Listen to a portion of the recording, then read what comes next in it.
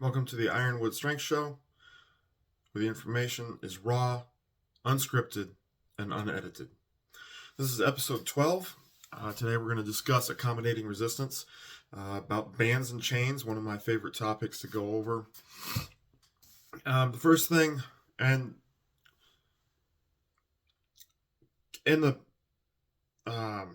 we discussed special exercises, SPP.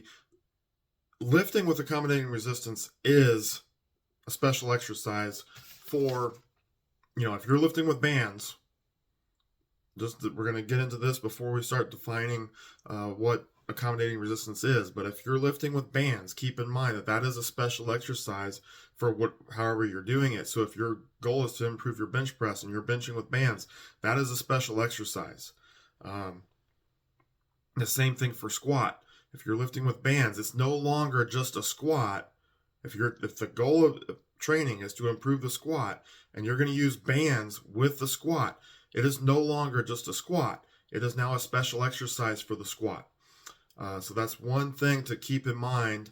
How you apply it is extremely important, though. You're not gonna squat and then go squat with bands as a second exercise. It needs to be done first. That gets more into the how of what we're trying to accomplish, but just keep in mind that once you start changing what the exercise you're trying to improve, that is now a special exercise. It is no longer specific, it is special.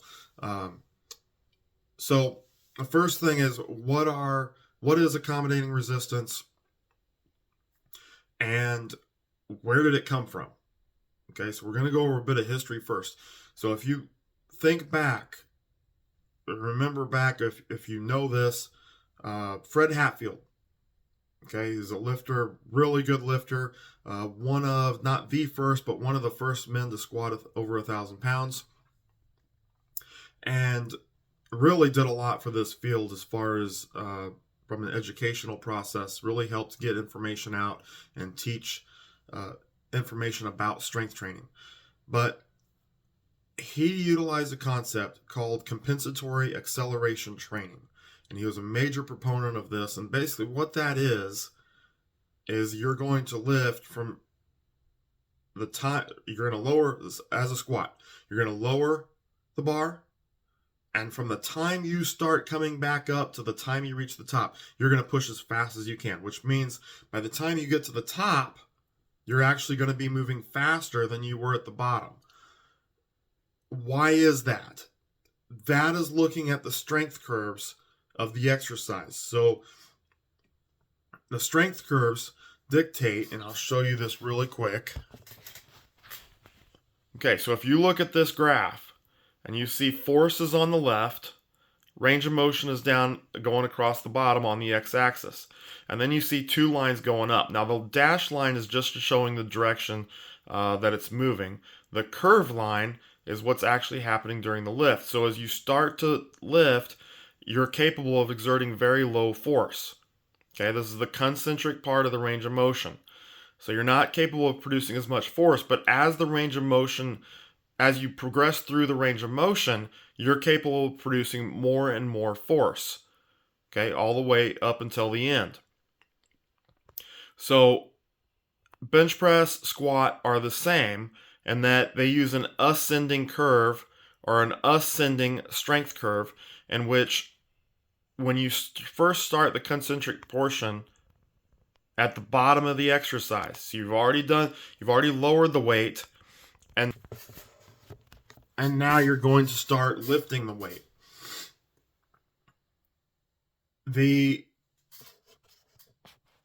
You're not capable of producing as much force in the bottom, so that's why the movement is going to be slow. It's going to feel very difficult. But as you progress through that range of motion, the barbell, if you're lifting as fast as you can, the barbell will start to move faster, and the lift will actually start to feel a little bit easier. Once you get to a certain point, you know you're going to get that lift. And that's your ascending strength curve.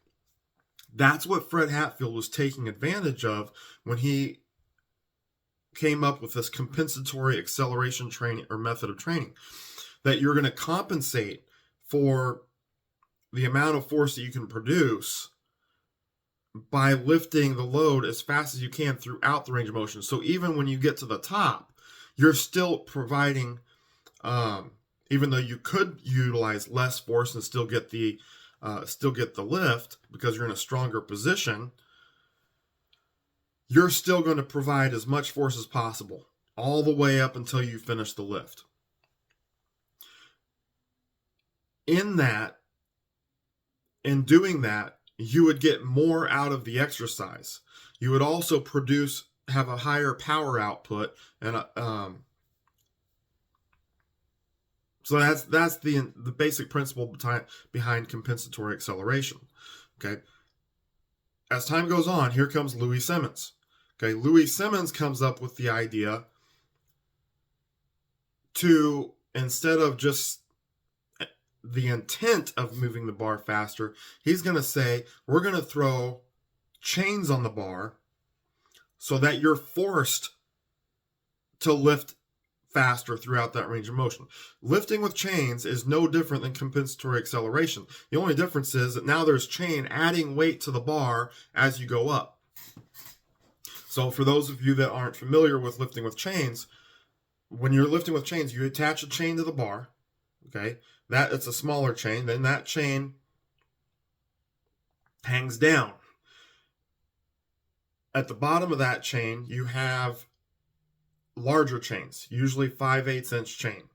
Okay, those are attached to the bottom of that chain. As you lower the barbell, okay, that larger chain piles up on the floor, which means that weight is no longer on the bar. Okay, once you get to the bottom, all of that chain, the bigger chain, should be mostly on the floor or completely on the floor. Hopefully there's a couple links still not on the floor, because we don't want to unload everything. We want it to be pretty close to the same time being unloaded at the bottom of the range of motion. Then when you start to come up, that chain comes off the floor, meaning the bar is now getting heavier and heavier as you progress through that range of motion. Okay. From there, okay, that chains came about in the 80s and got now it's super popular. Everyone throws them on everything.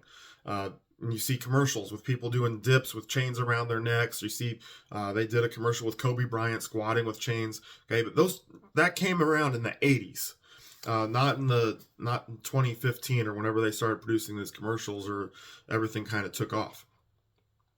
In the early 90s, they came out with bands. Okay, and Dick Hartzell had been using bands for stretching and different sort of exercises. Louis Simmons gets a hold of Dick Hartzell and says, why don't we put these bands on the bar and lift with them? Okay, so they started experimenting with that in the early 90s at Westside Barbell, and had phenomenal results with it.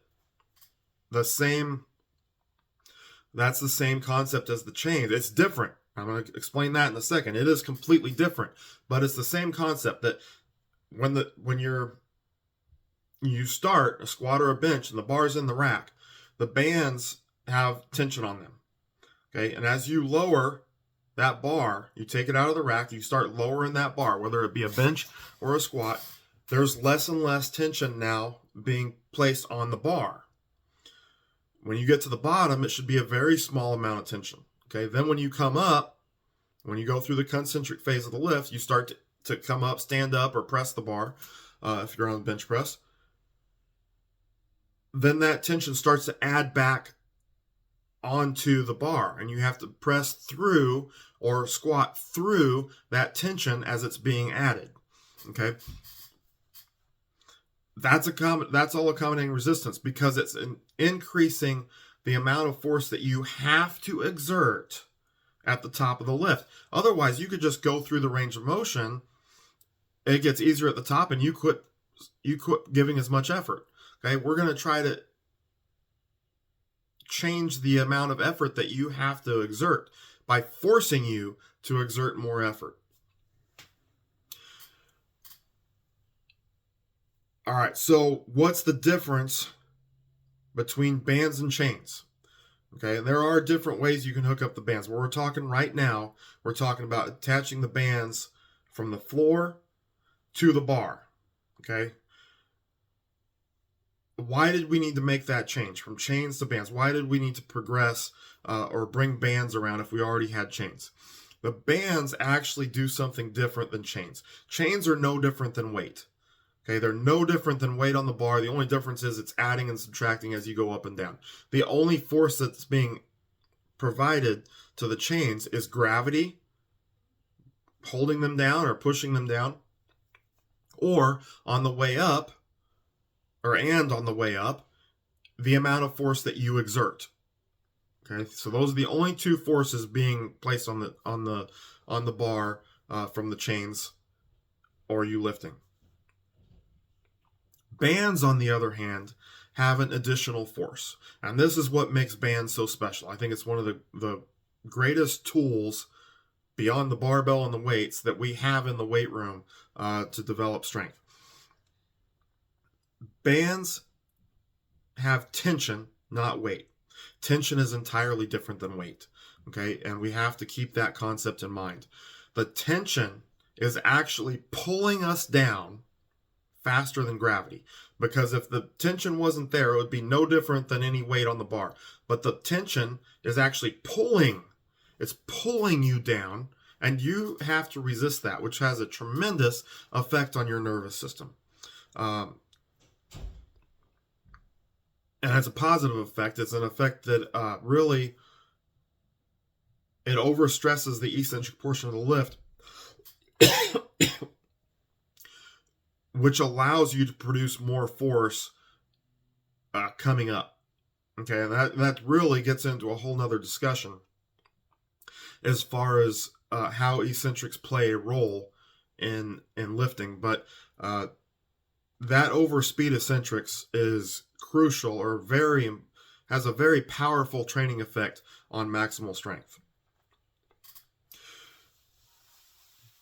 So why do we want to use accommodating resistance?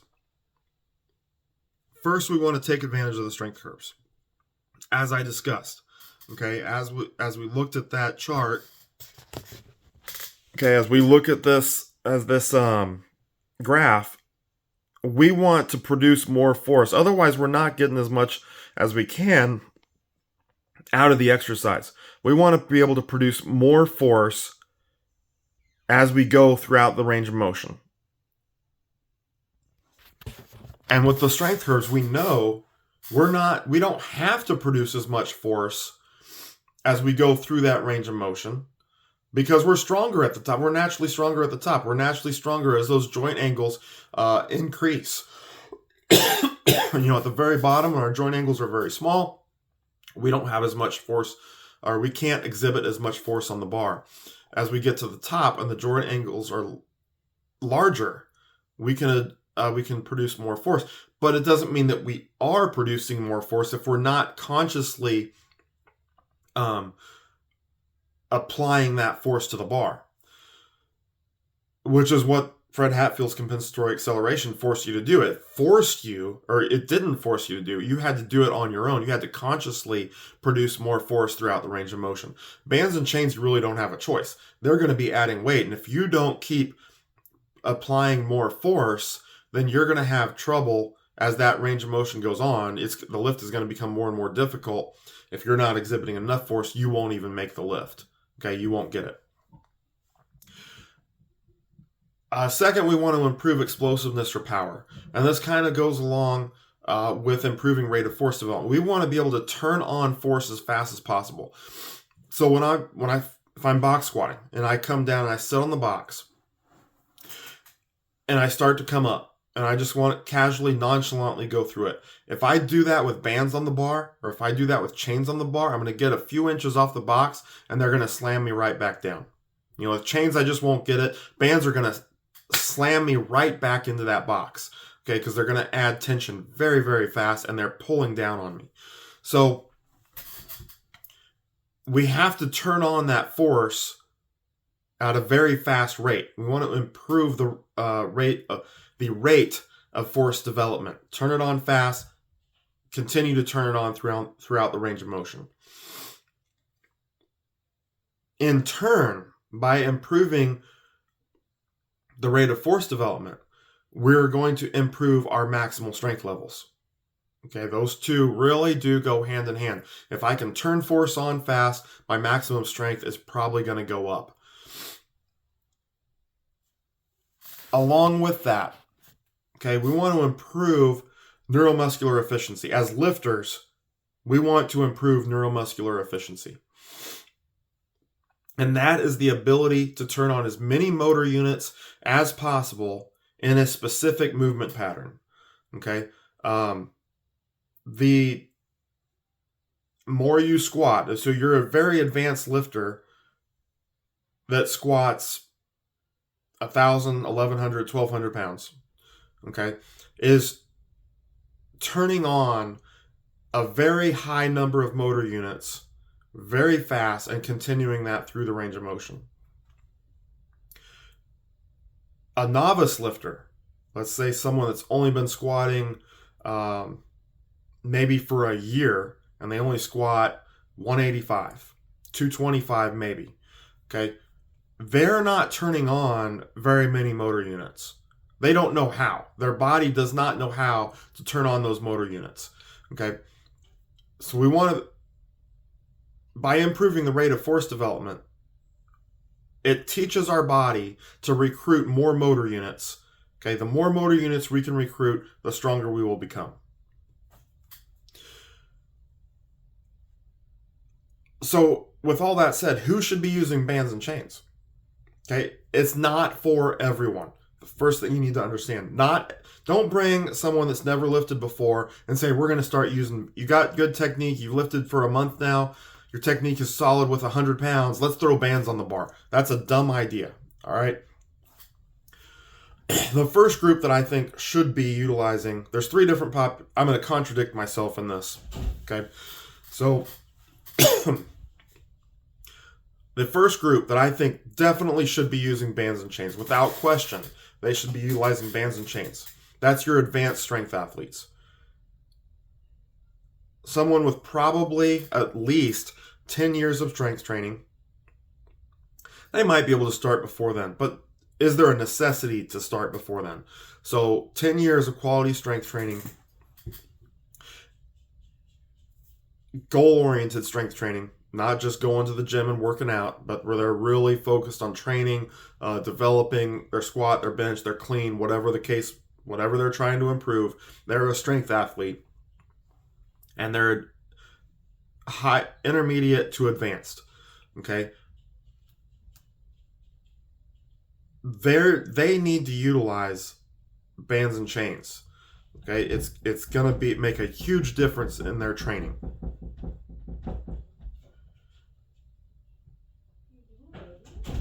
For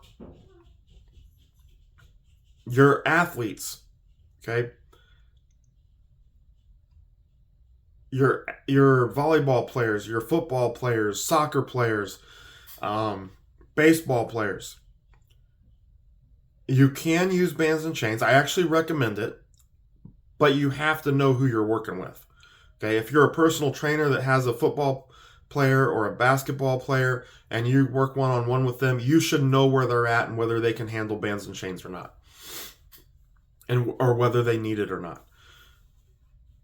If you're working with a team, it's a little bit more difficult because you have to have very good awareness of where that team is in training. If you've got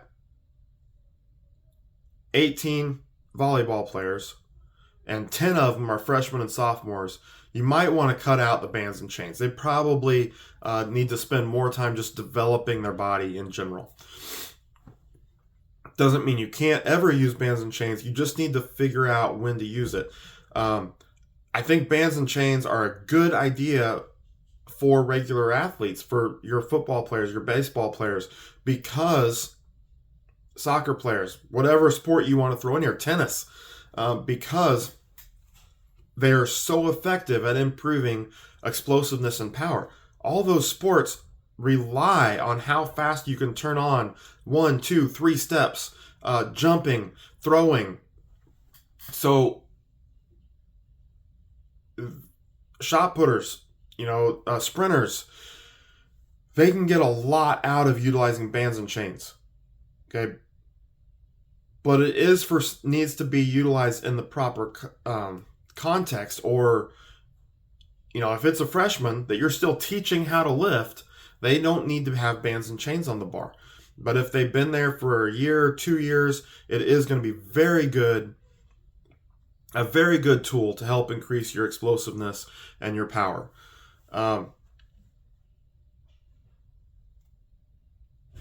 Okay, so you can see how that kind of goes both ways. But I don't think with your team sport athletes or your non-strength athletes, I don't think you need to wait 10 years for them to get to an advanced lifting level.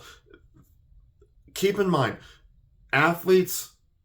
non-strength athletes are different than strength athletes. Strength athletes, we're trying to prepare them to squat and build and have continued improvement in their squat, their bench, their clean, their snatch, their events and strongman, whatever the case may be.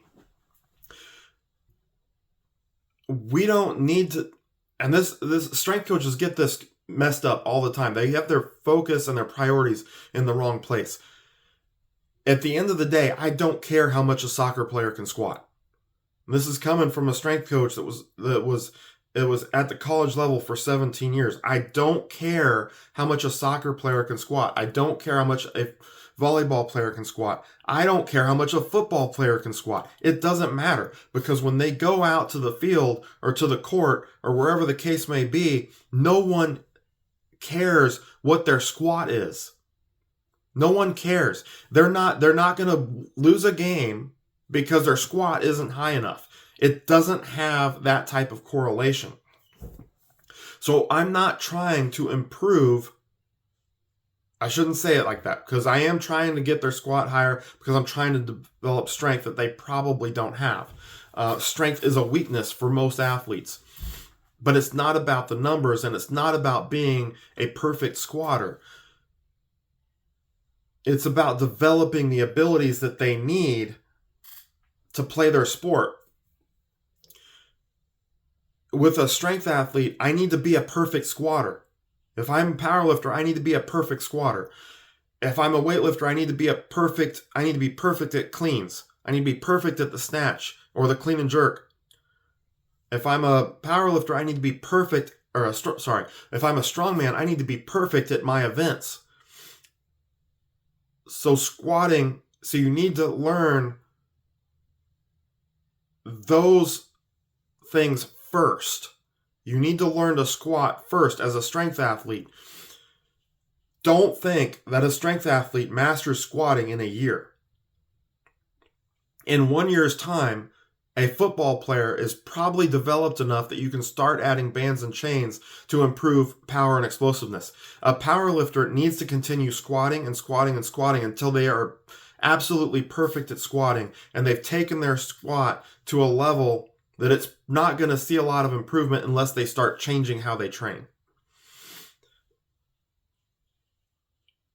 And I don't know if I'm making sense on this right now, but we have to keep that in mind as a college strength coach or someone that works with non-strength athletes.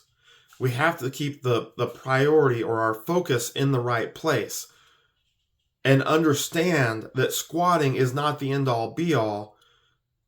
Therefore, we can start making changes to the squat sooner, because it's not going to interfere with their development of the actual competitive exercise.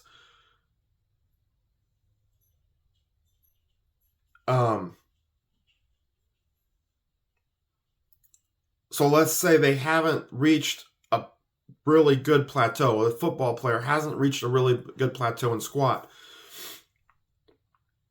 We can go ahead and add bands and chains in and not have to worry about premature plateauing from the special exercise to the competitive exercise, because we don't care if they plateau. We just want the bands are a tool for explosiveness for the football player. Okay, they don't necessarily mean to be a tool to improve the squat. I feel like I'm missing how to explain this.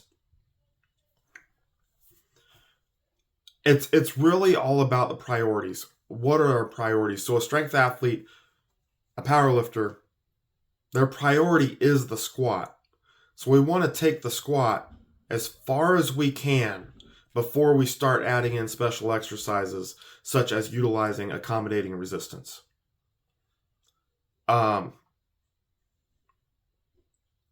Versus the football player, the soccer player, where we're no longer dealing with the specific exercise or the special exercise, because all strength training, or almost all strength training, is a general exercise. It's GPP for the soccer player. It's GPP for the football player. So we can utilize a lot more tools to improve the abilities that we're trying to improve. Okay, with the strength athlete. Okay, so that takes me to my third population that I wanted to talk about. Going back to strength athletes, okay, I talked about the advanced strength athlete earlier, and I said for the most part, 10 years before you start to utilize accommodating resistance.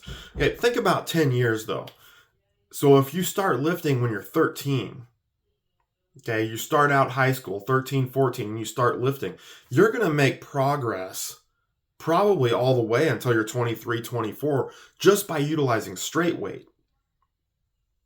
Okay, then we're probably starting to stall out around that point. Now adding bands and chains is going to provide another stimulus to continue our strength gains. If we were to add it too soon, if let's say we started adding bands and chains at year 2 or year 3, okay, now we're changing the motor pattern of the actual exercise that it's not guaranteed. We could be changing the motor pattern of the actual exercise, the squat, that we're trying to improve. Okay, so we don't want to do it too soon. The next thing is, by becoming too advanced too soon, we set ourselves up for an early, more not completely permanent, but earlier plateau, and we lose the effectiveness of those special exercises. So we want to take straight weight as far as we can. When our progress really starts to slow down or stall, that's when we want to add in the special exercises, such as accommodating resistance. Okay, that's when we want to add it in, when we need that extra boost. Now, because we're already more neurologically efficient at that point, adding in the bands and chains will not alter to a significant degree the motor pattern of the actual squat. They will enhance that motor pattern. Okay? And that's what we want out of bands and chains. They're going to have a much greater effect, and we will get more out of them if we add them in later, when we're getting into that advanced region of training. You're not advanced at year 3. Okay, you're not advanced at year 5, most likely. 6, 7, and 8 might be a debate. 9 and 10, that's when you're starting to become more advanced. Okay. And you could even take it further than that and say you're really not until you're 15 or whatever. And this is complete total lifting, maybe not necessarily all geared towards just powerlifting or just weightlifting. This is your total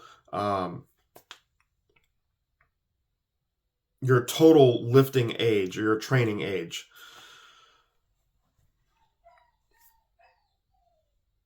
Now, the exception, and I said I was going to contradict myself, with a beginner lifter that's not advanced, let's say they're year 2, year 3, year 4, and they're not lifting with compensatory acceleration. They're not exploding through the lift, which they should be doing. From bottom to top, they should be lifting as explosively as possible. That is a time you could add in a small amount of band tension to teach them to produce force throughout the range of motion. Okay, because if they don't, it's going to slam them back down on the box, or it's going to slam the bar back down into their chest. So bringing in You don't want to overdo it, but maybe have a wave or a period of training where you make them use bands so it teaches them to produce force all the way through the range of motion. Okay, that is the one time that I would say you could utilize the bands earlier for the strength athletes than for an advanced lifter.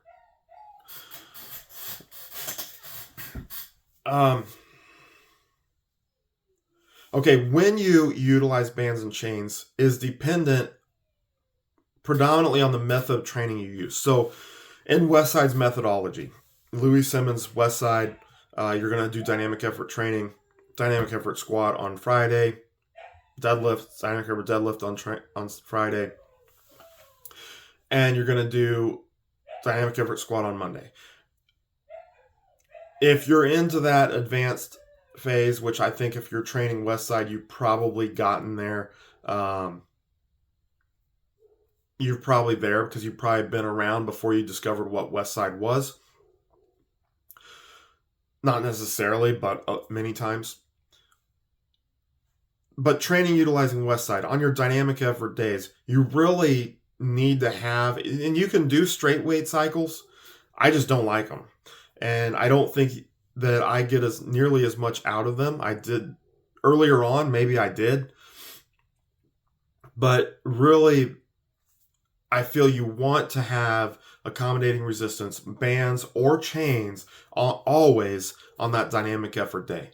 And I think it helps you get far more out of the dynamic effort training than utilizing straight weight. So my advice is if you're an advanced lifter, you utilize Westside, I would almost always have bands or chains or utilize accommodating resistance on the dynamic effort day.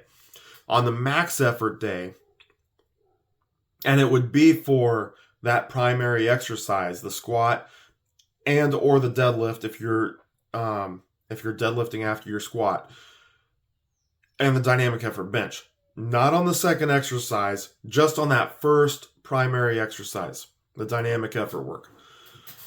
Max effort days, you can utilize bands as well, or chains. I think it's a great tool, but I wouldn't do it every single max effort day. Once a month, it kind of depends on what you need at the time. You don't want to overdo it, but quite certainly you can utilize bands and chains on max effort work. Again, only the first exercise, that max effort exercise. The second exercise, your supplemental work, you wouldn't want to use bands and chains there. You don't want to double up. Use it on the main exercise once every 3 to 4 weeks probably. Or if it's something you need, maybe more often. But I do think it's a good idea to have it in there. And there's different ways of doing that. For chains, you could just throw a certain number of chains on the bar, do max effort. One that I really liked, I did it on squat. We would work up to a certain weight, let's say 315, then we'd throw a chain on there and do a rep there. Then 2 chains. So now we're going to quit adding weight, but we're going to add chains every set until we fail and get up 315, 5, 6, 7 chains on the bar, which was brutal. But it was a unique variation of max effort work. Really mentally gets you away from just adding weight all the time. Provides a lot of energy training there. Bands, you can do the regular way of attaching them, or you can utilize reverse bands. From there, it's just max effort work. Just go as heavy as you can. Block periodization, utilizing the methods that I've put together, I would utilize bands more in the transmutation block. Then I probably wouldn't use them very much in accumulation. In the intensification block, which would be similar to the realization block out of, if you're familiar with Isserin's work, bands can definitely be utilized there, but if it's an intensification block that's taking you into competition or that's taking you into testing your lifts, I would stay away from bands attached to the bottom for the most part. Doesn't mean you can't ever utilize them, but I would switch more to probably reverse bands, which will have reverse bands have a greater degree of freedom.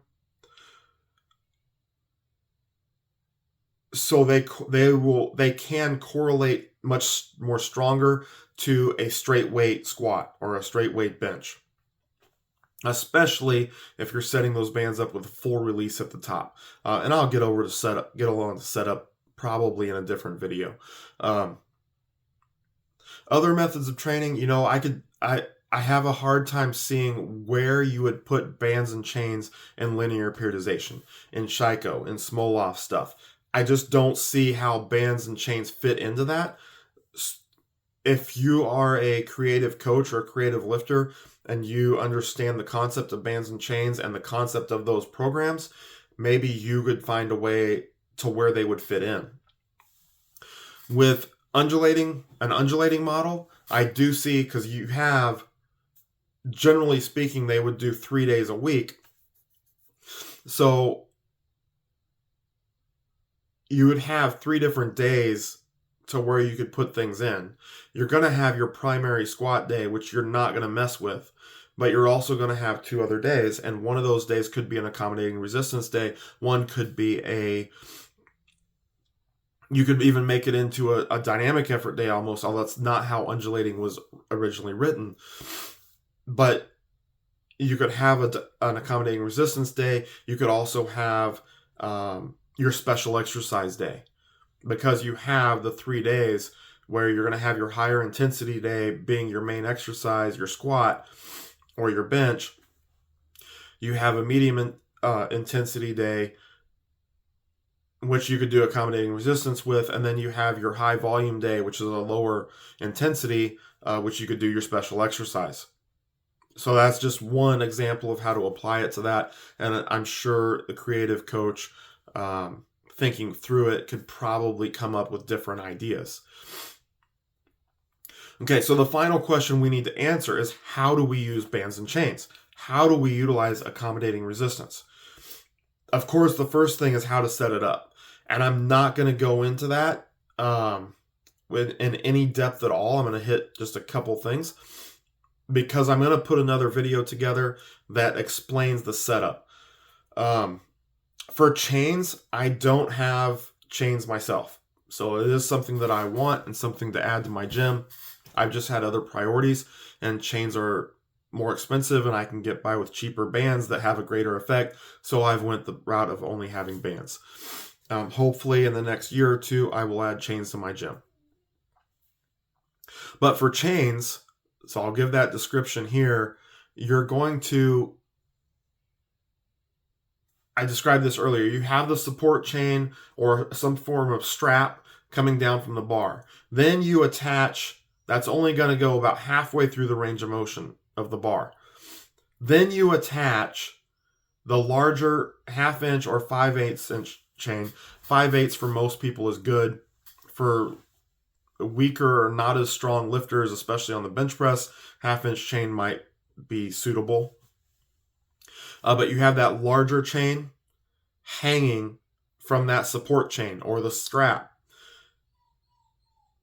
Make sure that most of the time, and I've heard reasons to not do this, but you want the chain touching the floor when you take the bar out of the rack. So if you take the bar out of the rack on bench press and the chain is coming off the floor, that's not what you want. Okay, lengthen that support chain so the larger working chains are touching the floor. You also don't want too much chain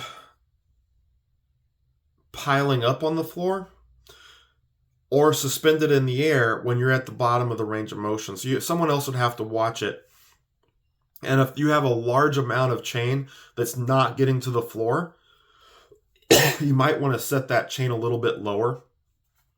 But you don't want the chain to be piled up on the floor completely while you're still going down in the range of motion, because we want to have chain always adding and subtracting throughout the range of motion. So if you're going down, all the chain piles up on the floor and you're still continuing to go down, now we're losing the effect of having the chains on the bar. Okay, so then in that case, we would need to set the chains up higher, or set the support chain up so that the working chains are higher up off the ground, or the top of them are higher off the ground. Bands. Okay, so along with that, with chains, there is a case, and I don't particularly like this, but lifters do it for can be for good reason. If you set it up so that when you take the bar out of the racks on a squat or a bench, if you have the chain completely come off the ground, now it's going to kind of wave in the air when you're at the top, which has a tremendous effect on improving your ability to stabilize. Okay, and keeping it, it makes the lifter, it teaches them to stay much tighter when they're at the top, which is a place when some people just like to loosen up. They take the bar out of the rack, they're loose. They finish the rep at the top, they're loose. We don't want that. We want to create tightness. We want to create stability. Having those chains move that bar around a little bit will help do that. Deadlift, you want to drape the chains over the bar. Sumo, you put them right in the middle of the bar. Just drape it half. Don't worry about the support chain. Just use the working chains. Put half on each side, draped over the bar. It'll be fine from there. They also have a thing called chain mates, which I did like to use because you don't want the bar, like on conventional, you'd attach the chains usually more on the ends of the bar. The problem with that is they pile up on the floor and they get under the plates, and then the plate, it hits those chains and it bounces away from you or bounces back into your shins, which you don't want. So they had a thing called chain mates you attach to the end of the bar. It extended the length. It had rods that stuck out from the bar, meaning you keep the chains further away from the plates, which was a pretty good tool most of the time. It wasn't perfect, but it was a good tool to have on the bar when using chains for deadlift. Bands. When you're utilizing bands, you need to understand how much. Chains are easy because you know how much they weigh, so it's easy to understand what you have at the top. Bands, you're going to have to measure that tension depending upon how you set the bands up, and it's going to be different depending upon your rack. If you have band pegs, if you're using dumbbells to anchor the bands down, if you're just looping the bands around the bottom of the rack, all that changes how much tension the bands are actually adding to the top of the lift.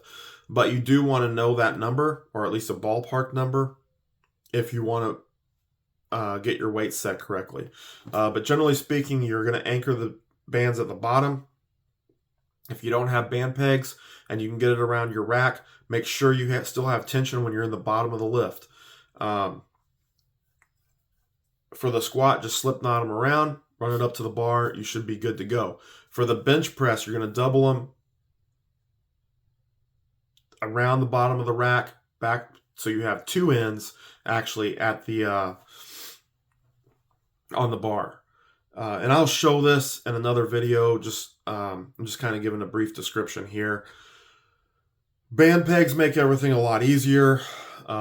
If your rack has band pegs, if most commercial gyms don't have racks with band pegs, even a lot of the racks, it's starting to change. It's changed over the years. Bands have become more popular, so a lot of companies are putting band pegs on their racks now. But if you go back just 10 years, there was still a lot of companies not doing that or charging a lot extra to have those band pegs on there. So it's starting to change. Band pegs are becoming more common. If you have them, I suggest using them. It makes everything a lot simpler. Reverse bands, attach it the same way. Attach it to the top of the rack. Run the band down to the bar. They will actually give more assistance in the bottom and have, like I said, greater degrees of freedom as you lift, so that it'll carry over. It has a much higher degree of similarity to the actual exercise. Bands for the deadlift. Reverse bands are basically the same way. You just have to lift inside a power rack. They sell short bands. Just run them on the inside part of the bar, and you stand on one end, have the other end around the bar, and that's real simple. That's actually what I do. You can also run bands. If you don't have short bands, run one on one end of the bar, pull it all the way across on the outside of the plates, the first plate. Run it all the way across to the other end of the bar, and then you'd have two strands that be on the ground, and you would stand on those two strands and deadlift from there. You can set up or if you have a deadlift platform, that'll already have bands there, or should. You just attach one band on each side, and it runs across the platform, and you drape it over the bar. Okay, that way it's applying tension. As soon as the bar comes off the ground, tension will be there, and you don't have to worry about standing on bands. Bands for cleans, I like them. I've done them. Try to get that video pulled up and put online. I don't know. I might have a little trouble doing that. A little bit older video. But it does provide, you don't want to go overboard, because you really don't want to throw off the technique of your clean. It's just, technique is so crucial. We don't want to change that up too much. But it does provide significant resistance to improve the hip extension. Okay, it will really help out your hip extension by utilizing bands. It also helps how fast because the bands are pulling the bar back down now. It'll improve your ability to rotate around the bar and receive the weight, because you'll be able to do it faster. So there are definite benefits to utilizing bands with cleans. Snatches I'd probably stay away from. But it's not just for powerlifting movements. You can add it to weightlifting movements as well. Weight releasers. I'm not going over today because it's not accommodating resistance, even though it gets thrown in that conversation many times. Weight releasers are not accommodating resistance. They are simply adding weight to the eccentric portion of the lift. That is all. Okay, so we can stop not talking about that. Exercise selection. Predominantly only want to utilize bands or chains on the main exercise.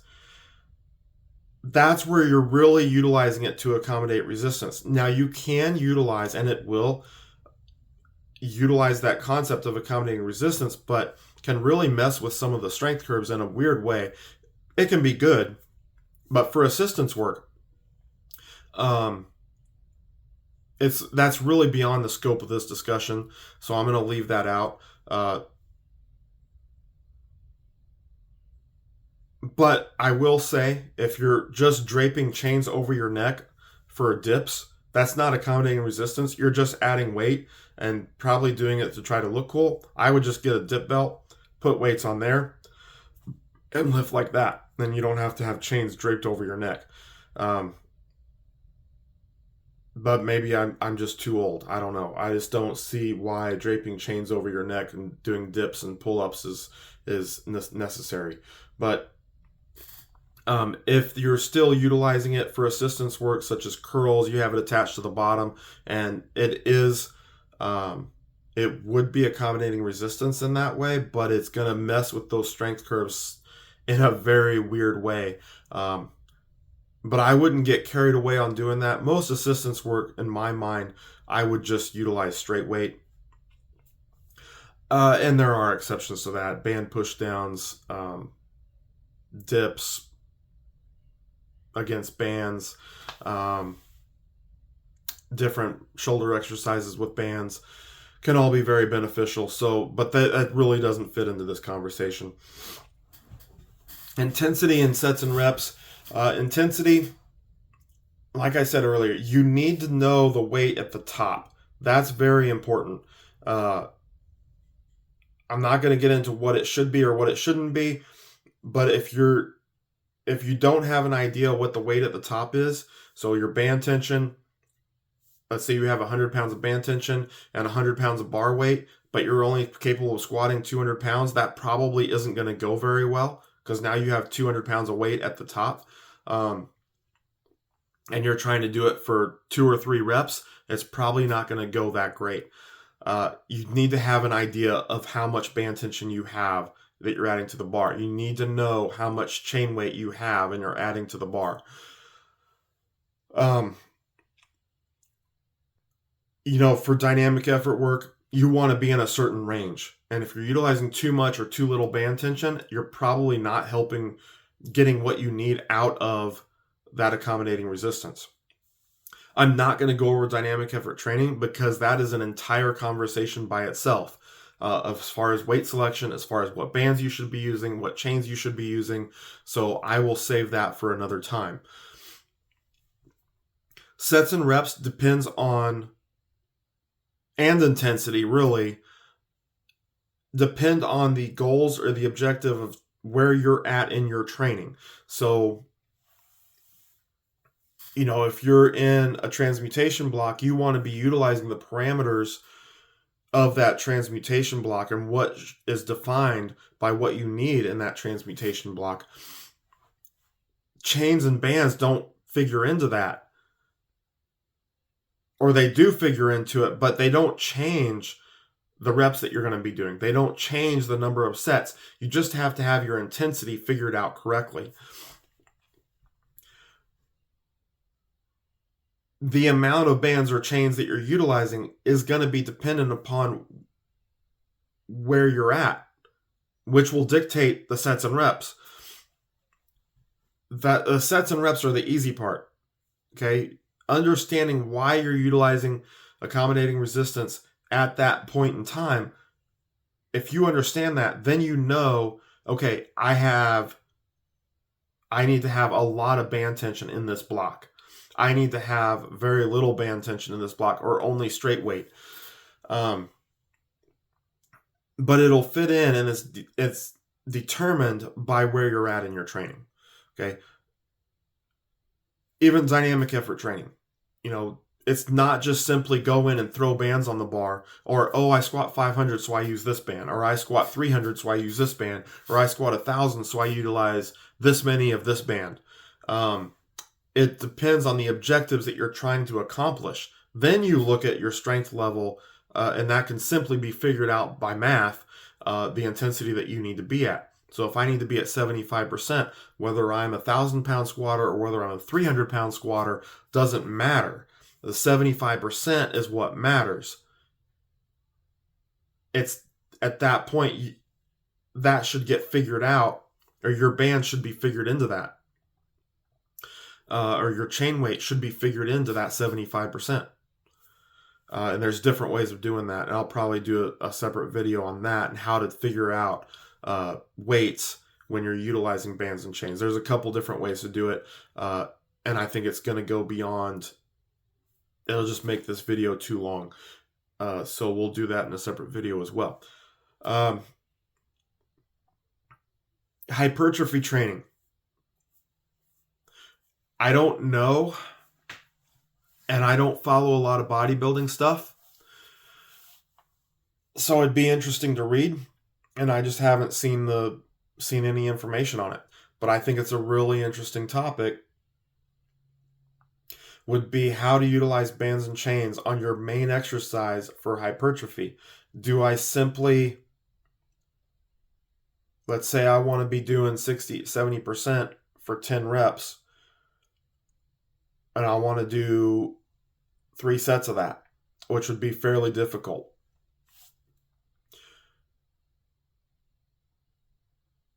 And I utilize bands. Okay, well, I'm not going to utilize 70% bar weight plus my bands for 3 sets of 10. I would have to get that weight. So let's say I'm using 100, 70% is 200 pounds. I know adding X bands to the bar is 100 pounds of band tension. So that means my bar weight needs to be 100 pounds. That gives me my 200 pounds. And I'm doing that for sets of 10. What effect does that have on hypertrophy? Obviously, it's going to have an effect. is that could that be better than straight weight alone? I think that would be a really interesting. I'd be very interested to know what some bodybuilders think about that, or if they've applied that to their training, or how they've applied it to their training, squatting or deadlifting or benching, even incline or overhead press, with bands or with chains, if they feel that that is effective in building sizable muscle, getting good amount of hypertrophy out of that, versus using straight weight. Like I said, I don't know anything about it. I just think it could be a really interesting thing, because especially with the bands, with that added eccentric, I think it would be. I would think there could be some really good hypertrophy effects out of that. But the other thing you have to look at, and this is all theoretical, just kind of coming out of my head as I think about it, would doing that for that type of volume be too much for the body to handle? Would doing 3 sets of 10 with bands on the bar cause more problems than what it would do good in the terms of building hypertrophy? And I don't know the answer to this.